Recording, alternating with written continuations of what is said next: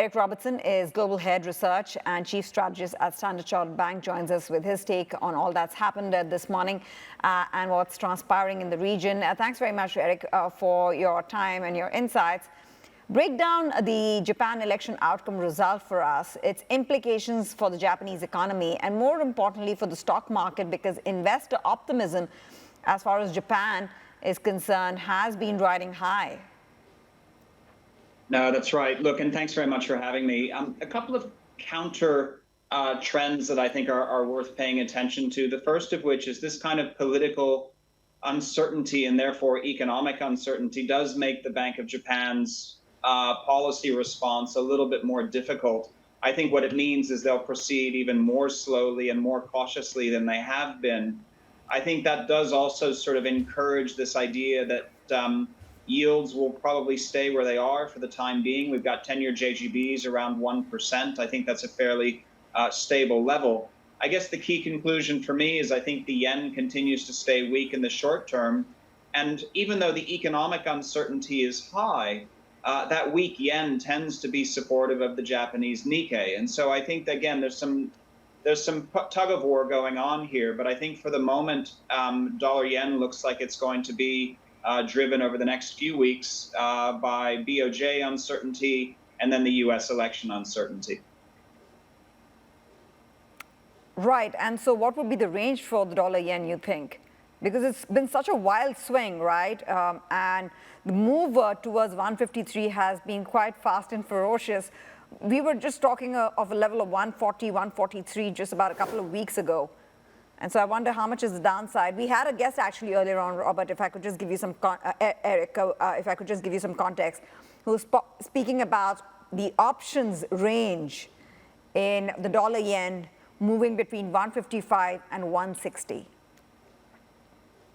I don't think that's unreasonable. I mean, we were there just 2 months ago. And look, dollar yen's had a very wide range over the last few months. We did the move from 160 to 140. And then we've retraced 50% of that literally in the month of October.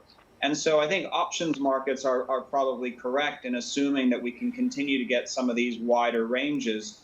I suppose the point I would make for dollar yen over the next month is that it's probably going to be much more driven by the dollar side of things, U.S. rates, the Fed, and the U.S. election. And we have to remember that the rate differential between U.S. and Japanese rates is still fairly wide. And so I think that, in an environment where nothing happens, that positive carry probably does push dollar yen a little bit higher into that 155, 160 range for the time being. Right. And what about investing more in Japan at this juncture, given the uncertain political climate? Well, look, there's a couple of ways to think about the domestic market. Number one is those companies that are highly geared or highly leveraged to the domestic economy. And then there's the exporters. And the point I was alluding to earlier with the weakness of the yen is that may actually provide a decent amount of support to the Japanese exporters. The other factor that I think we have to remember is that Japanese interest rates are now much higher than they were 6, 12, 18 months ago. And with the slightly steeper yield curve, that makes the environment a little bit more appealing for the Japanese banks. So banks and exporters, I think, are in a better position here than the pure play domestic economy names. Okay. That's that with Japan, Eric. Of course, the big swing factor has to be the U.S. election outcome. And given how the betting markets are placed right now, given the speculation that is rife in the betting markets about who's to come into the White House for the next term as the next president, is keeping people on tenterhooks, is keeping investors on tenterhooks. And we have a lot of data to digest before the election outcome comes, before we are faced with the election outcome mid of next week. And so what are you telling clients regarding that?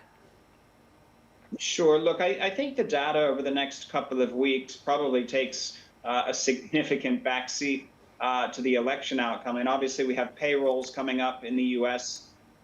There is an expectation that because of weather, we will see a significant softening of payroll, certainly relative to the previous month. I think as long as payrolls is within the range of expectations, I don't expect it to have a big impact on the markets with the election coming up, six days later. For me, I think it really comes down to the election now and whether we get a Trump victory with a Republican sweep, a Harris victory, or a divided Congress. And that's really going to drive expectations around long-term U.S. interest rates, the dollar. The dollar's up about 3.5% in October alone. And so as you allude to, I think the markets have certainly swung their focus back towards a Trump scenario. But until we get a clear view on that, I think the data will be secondary.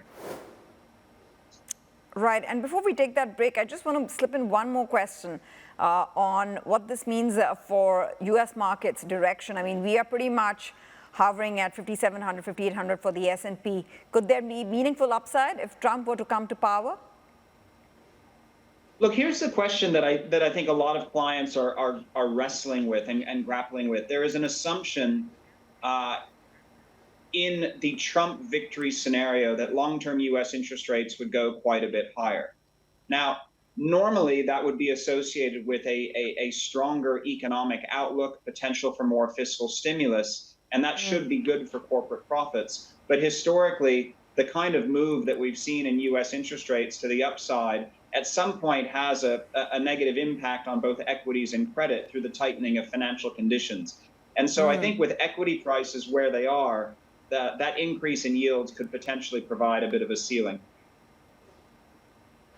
Yeah, and I think that's the broader consensus. I think Goldman Sachs is also saying that the upside for the markets on a compounded annual return basis would be capped going forward. And we'll talk a little bit more about the market situation in the U.S. when we come back after this very short break. We are back with Eric Robertsen, Global Head Research and Chief Strategist at Standard Chartered Bank, joining us with his take on things. Just carrying forward the discussion on the U.S. markets. Eric, the mega cap tech rally, more to come, you think? More headway, more headroom from these levels because of what we are seeing in terms of how these stocks have continued their move upwards.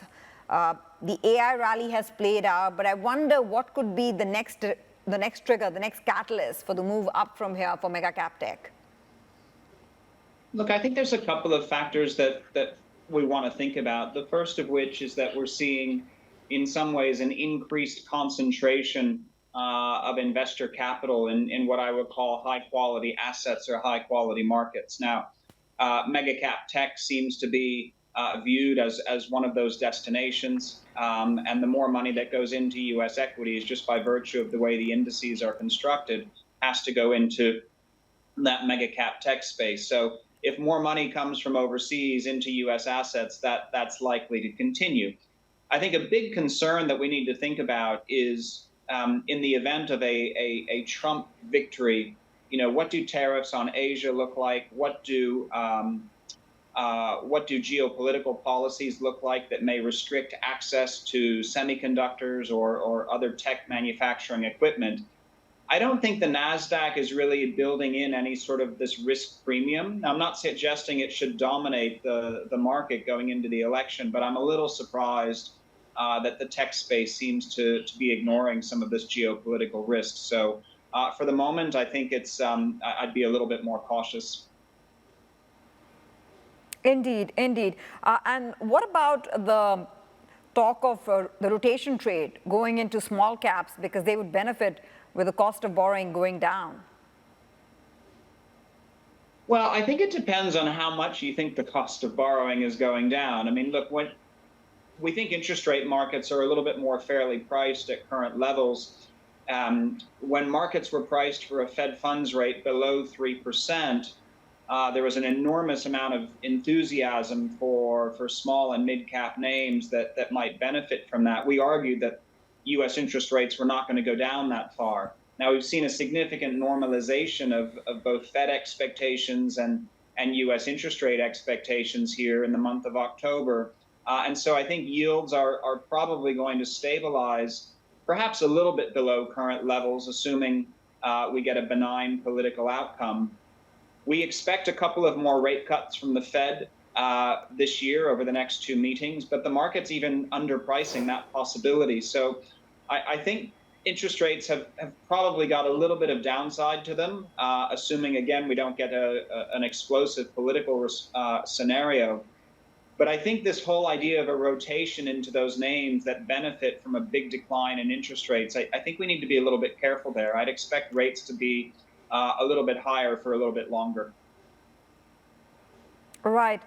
And so where do you see the terminal rate then? Because if you expect rates to be a little bit higher for a little bit longer, is that the scenario that you're working with, in which most of the market now believes that we will see fewer rate cuts going forward?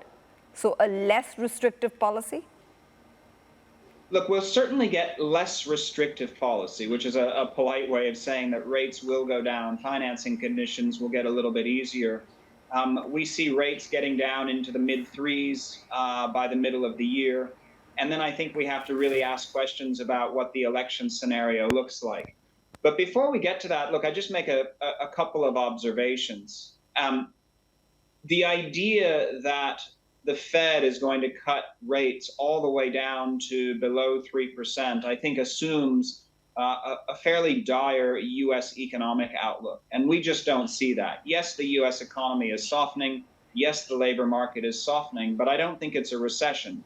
And so in a non-recessionary scenario, I think the Fed will make financial conditions easier. I think they will lower policy rates. But again, we're not going back to a world of 2% or 2.5% Fed funds. So I think the market needs to calibrate itself for that scenario.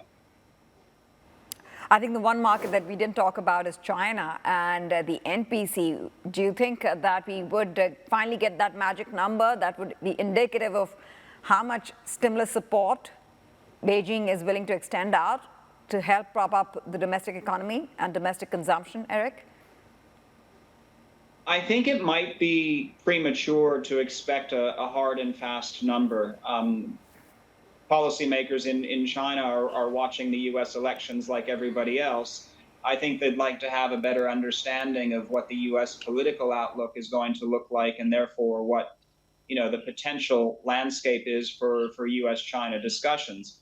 I think pre-committing to a large fiscal stimulus number before they have that information, they would view as premature. So I think we'll probably have to wait a little bit longer. Okay. Thanks, Eric. Thanks very much for that.